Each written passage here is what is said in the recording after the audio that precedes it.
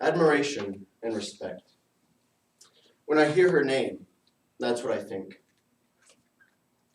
While we might have confusing and negative times during our lives, we constantly forget about those who live it their whole life.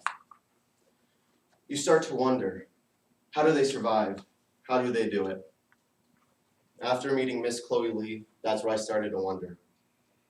At a very early age, she developed an identity crisis, but when your parents are from Korea, you grow up in Brazil, and you learn English, you start to wonder who you are.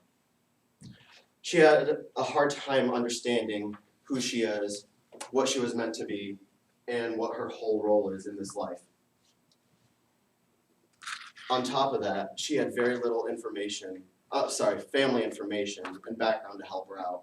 For all she knew was her parents, her three siblings, which she was the oldest of, with a twin brother, and her uncles, aunt, and her grandma. Her uncle just studied in England. Her aunt actually went to UCLA, and her grandma was just her grandma. So as a result, she had no belonging culture to herself. She tried to get along with one culture at a time, but she didn't feel she belonged. It was only when she found kids like the TCK when she finally felt a belonging. Luckily, she went to a very small school with people exactly like her. Well, I mean, in reality, similar.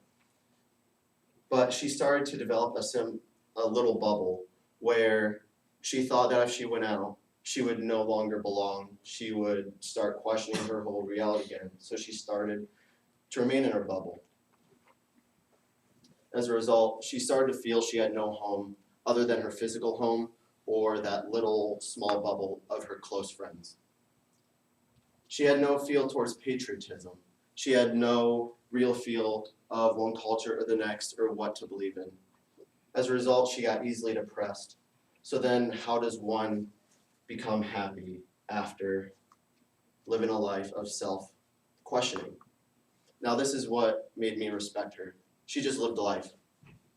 She realized that she needed to start being thankful and more positive on her own because no one else was going to do it for her. She started to realize that she could see the world in different perspectives. She could see it in a Korean perspective, a Brazilian perspective, an English or American perspective.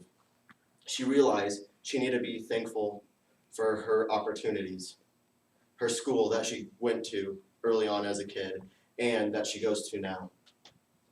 She realized her experiences when she was young is more than most people will experience their entire lives. As a result, she is now better to adapt to her surroundings and able to better identify with people.